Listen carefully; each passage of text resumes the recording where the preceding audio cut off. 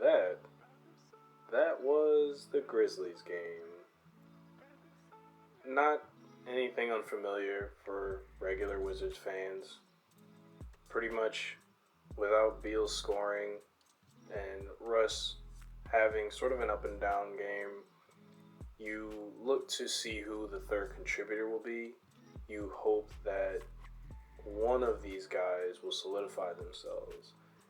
And it's kind of fun some games when it's like, okay, so who's going to go off this game to help us win maybe, but most of the time it's sort of known that there's not going to be that guy. It seems like everyone's just kind of hoping for that guy to crystallize over time, and I am too. You know, naturally you look to Rui Hachimura, and he struggled a bit this game. I think what the Grizzlies did a great job of, because they feel like a modern version of Grit and Grind. Like, they feel like Grit and Grind just really got an upgrade to the modern game as opposed to being the zaggers when everyone was zigging. And Ja Morant, absolute savant with the ball. He had an insane assist at one point. And what the Grizzlies did was just load up on Beal, made him struggle, even though he still had he had a decent night, but for them, like, from the first quarter, not really until towards the end of the second and the third did he really heat up, because the Wizards, for what it's worth, when round one was just a complete shellacking that was semi-competitive at one point, this was a shellacking that turned slightly competitive because the Wizards brought it to within 5, and then after that, it shifted into them taking the lead, and it's like, hey, they could do so. Oh, wait, there we go.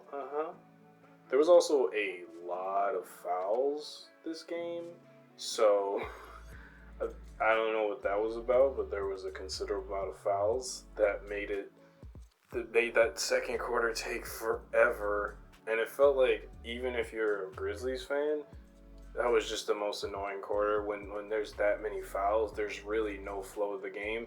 But to the Grizzlies' credit, pretty much they had contributors all around, which the Wizards were lacking. Where the Grizzlies have someone like Desmond Bane, who's shooting an insane 40-something% from the field. He shot 5 of 8 from 3 tonight, had 20 points. They've got Xavier Tillman doing things. They got Kyle Slomo Anderson also contributing as a playmaker. You know, it's not just Ja, even though, like I said, Ja's a savant, and when he attacks, pretty much someone's going to get open, because his penetration already is drawing a lot of gravity, and it's insane to see. Especially because one of the electric point guards you think about is Russell Westbrook in terms of, potential comparisons. Obviously, just because both can jump and dunk and stuff. But yeah, in terms of contributors, the Grizzlies had players from just up and down the floor, just Jonas Valanciunas eating the Wizards alive, because that's another question that the Wizards have to think about in terms of contributors.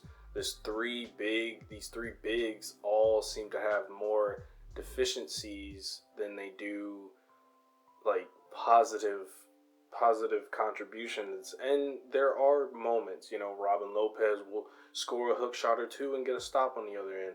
Mo Wagner will take a charge and maybe hit a 3.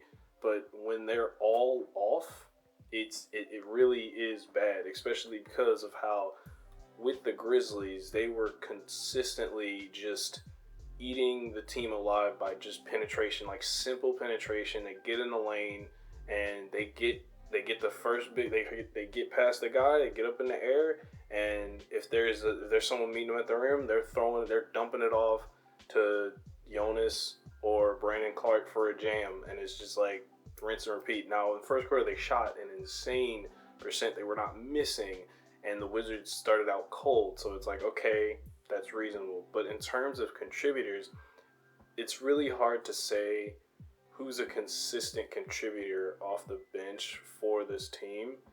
Like I said, you have consistent contributors in Bradley Beal and Russell Westbrook, but these are your kind of luminaries. These are your guys that you lean on for consistent offense, but they need someone outside of that. And they also need someone that can have any kind of a consistent presence in the paint.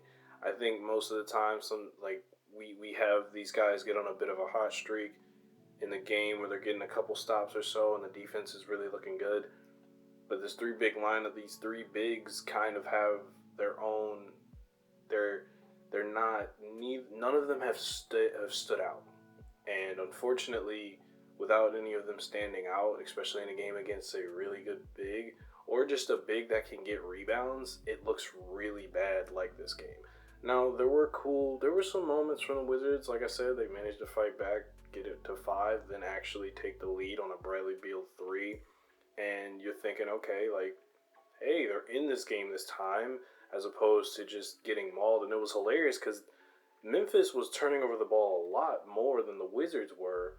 And the Wizards just couldn't seem to, like, at one point they did garner the offensive production needed, but then they sort of just got eaten alive on the other side, and when the Grizzlies responded again, they didn't really do anything to pause that. They didn't do anything to halt that. They instead just kind of sort of fell over and died again, which is unfortunate, but sometimes it just happens. And like I said, there was like Denny had his moments where he attacked the paint for the first time in a while. It feels like he has not attacked the paint. And a lot of the times when he gets the ball, they pass him the ball and he kind of looks and then he passes it right back to whoever and it just resets the offense. DNP All-Star Troy Brown Jr. made an appearance, which is good. Shout out to him. I think he came in for an assist and then disappeared and then came back a long while later, and I think he missed a 3. I think that was about it for him. But then he hit 2 threes, attacked the paint, and as far as like Rui goes, like I'm just thinking of like who the third option could be even if the Wizards, as far as roster crunch goes, can't exactly make a move for a big that I think anybody could see as being something that could bolster them and help them actually make the playoffs. The reason I say that being is because really the only bigs on the market, quote unquote, are bigs that are outside of Wizards' price range because they have not been bought out and they look to be on the trade market.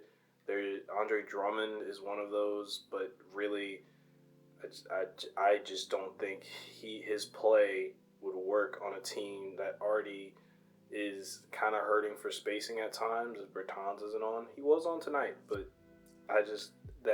and then LaMarcus Aldridge just recently became available, but again, I don't think he fits in the Wizards' price range. That's what happens when you trade for a point guard who's on a max contract next to your shooting guard who's also on a very hefty, if not max, close to it, hefty contract.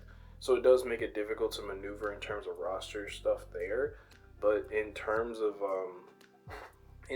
just getting a third guy to contribute, obviously, like I said, it's fun to maybe have a different guy every night. But the Wizards have not gotten that kind of contributions. Like I said, I think obviously there are many factors that contribute to that. But yeah, I mean, you had Denny hit 2 threes, got a layup inside, but then it was just a foul fest for the rest of the thing with him. You have Rui, who they went too early and he struggled. I think the Grizzlies did a great job, again, of loading up on guys when they were going into the paint and then being able to sort of get back to the next, or have the next man cover whatever open space that was. So there wasn't really a weak side that the Wizards could penetrate and attack from. And yeah, the Grizzlies just feel like a modern version of what they were prior. And they're impressive. You know, they're a young team. And the ability to have so many guys contribute from that level. You obviously look at coaching, you look at the players, you look at how they fit together, and it's all a very nice coalescing mesh that they have there. While the Wizards seem to figure it out at times, but ultimately have struggled to really build anything beyond that winning streak. They haven't really built anything that you could trust yet. They're consistently inconsistent at times, and really it comes down to, can they find a big man either through just playing the same guy over and over again in the rotations, or changing something up, or making a roster move if that's even possible, or can they do something and find a third option, a third guy that can contribute. This is all under the scope of trying to make the playoffs. Granted, I think fans would just rather see the guys play and develop, and rather see them get a decent coach in the off season. But those are things to think about in the off season, as opposed to now. It seems that their goals are somewhat misaligned with the talent on the floor and the staff running the things. But yeah, Grizzlies kind of just took control late in the fourth, and the Wizards just never really could get back into it, which the Grizzlies just had the Wizards' number this season. I think that was the season series. So Grizzlies sweep the Wizards 2-0. Wizards fall down to 14-21. And the next game is against Joel Embiid. Ooh, yikes. Big yikes. And the Wizards have struggled constantly with dealing with any kind of good big man or decent one. So after getting torched by Jonas Valanciunas and the entire Memphis Grizzlies team, really, they now will have to try and defeat a Joel Embiid that's basically just been chilling since the All-Star break, since he had to be out during COVID.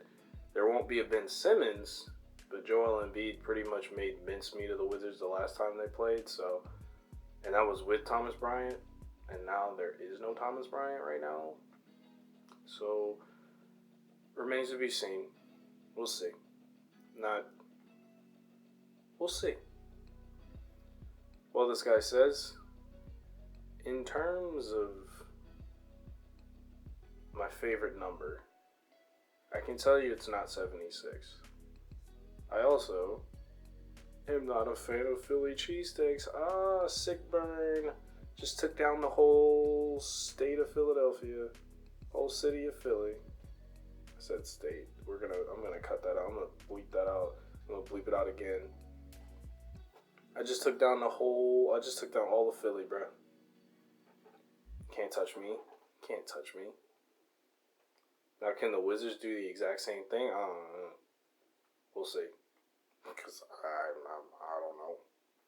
Maybe. WizWatch.